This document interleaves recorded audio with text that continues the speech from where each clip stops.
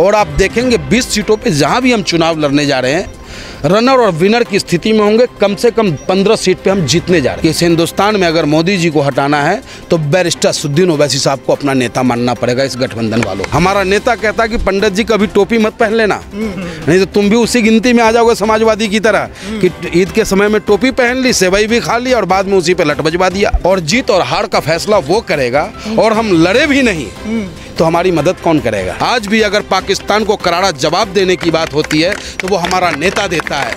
अगर चाइना को करारा जवाब देने की बात होती है तो हमारा नेता देता है। और ये 56 इंच की बात करने वाले लोग जैसे ही चाइना का नाम आता है आंख नीचे कर लेता है। क्या आपको लगता है कि मैं चोरों के साथ जा सकता हूँ? क्या आपको लगता है कि मेरा नेता लुटेरों के साथ बैठ करके सत्ता प्राप्त करना चाहेगा? आजम साहब की लड़ाई हम इसलिए लड़ रहे हैं क्योंकि उनकी सोच अच्छी है। जनता को जो है आगाह कर रहे हैं 2024 को लेकर, वो जरा बताइए। देखिए, हैदराबाद गाजियाबाद से हम बेशक आए हैं, लेकिन आज हैदराबाद हिंदुस्तान को एक संदेश देने का काम कर रहा है कि हम हिंदुस्तानी एक हैं, इनकलाब जिंदाबाद। जुल्म के खिलाफ हम लड़ेंगे। बेजुबानों पे जो जुल्म होता है, कमज़ोरों पे जो जुल्म होता है, उसके खिलाफ ऑल इंडिया मजलिस इत्तेहादुल मुस्लिमीन बिगुल फूंक चुका है हैदराबाद में। और हैदराबाद की आवाज़ गाजियाबाद से चल कर के आज दनकौर में हम लोग वही संदेश देने का काम कर रहे हैं कि हम सभी हिंदुस्तानी एक हैं। हमें एक होकर के अपने देश की भलाई के लिए, हिंदुस्तान की भलाई के लिए मजलिस का साथ देना चाहिए।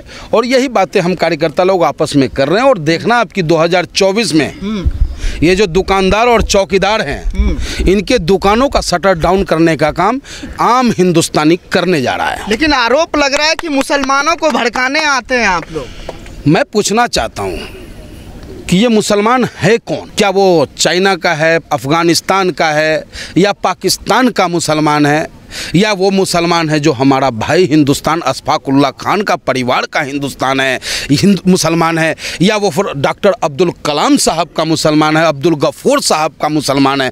कौन सा मुसलमान है ये? अगर कलाम साहब का मुसलमान है, अगर अशफाकुल्लाह खान साहब का वो मुसलमान है, तो उनकी आवाज़ को उठानी हमारी मजबूरी है। हम उनकी आवाज़ को उठाएंगे, क्योंकि जब तक वो कमज़ोर रहेंगे हम हिंदुस्तानी ताकतवर नहीं हो सकते। ये गठबंधन, जो चोरों का ठगबंधन जो तैयार हुआ है, ये वो सोच रहे हैं कि आज वहाँ ईडी पड़ गया, कल हमारे घर पड़ेगा। आपने देखा कि सुप्रीम कोर्ट ने भी फटकार लगाने का काम किया कि भाई नेताओं के लिए अलग से कोई मामला तो बनेगा नहीं, कानून सबके लिए बराबर का, अगर वो सही होगा तो ठीक है, नहीं तो जांच चल रही है। मतलब आपको वो पार्टी में नहीं बुलाए, वो इंडिया गठबंधन में, तो आप ऐसी आरोप लगा रहे हैं। क्या आपको लगता है कि मैं चोरों के साथ जा सकता हूँ? क्या आपको लगता है कि मेरा नेता लुटेरों के साथ बैठ करके सत्ता प्राप्त करना चाहेगा?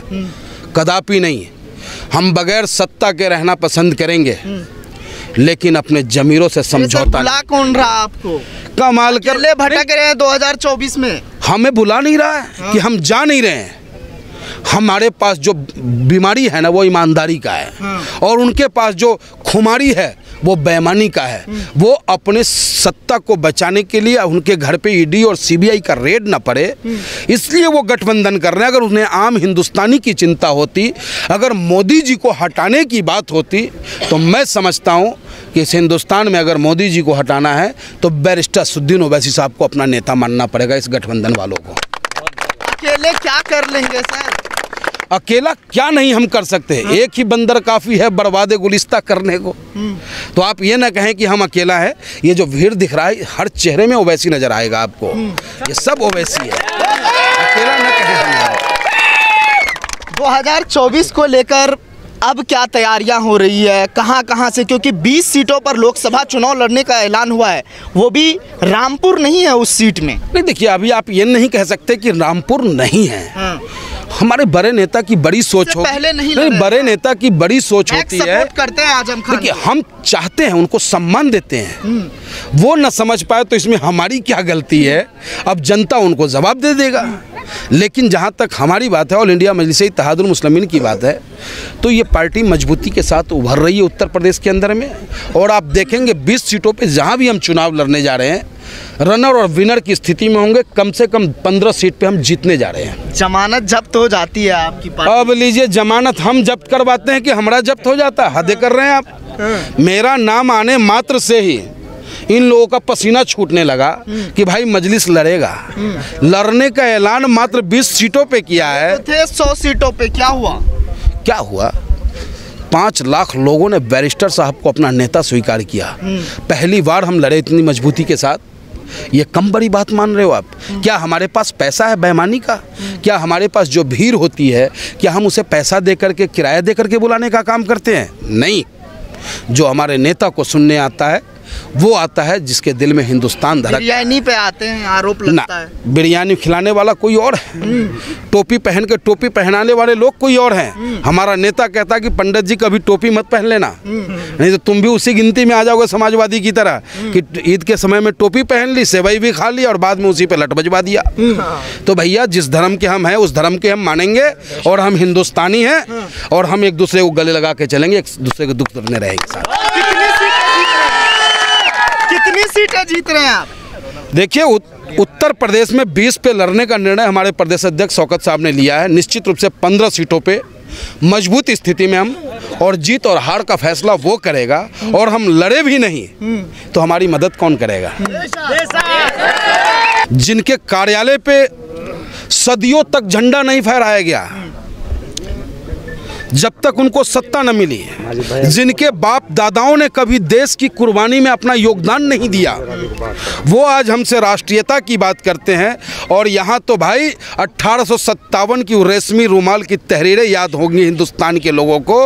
हिंदुस्तान के लोगों को मदरसा से जब निकल करके उलेमा फांसी के फंदों पे चूमे थे, जब गुरुकुल से निकल करके चंद्रशेखर आज़ाद जैसे सरीखे पहलवान निकले थे, तब जाकर के इस देश को आज़ादी मिली थी। और आज वही संदेश बैरिस्टर सुद्दीन ओवैसी साहब देना चाहते हैं हिंदुस्तान के लोगों को कि घबराओ मत, मैं हूं ना।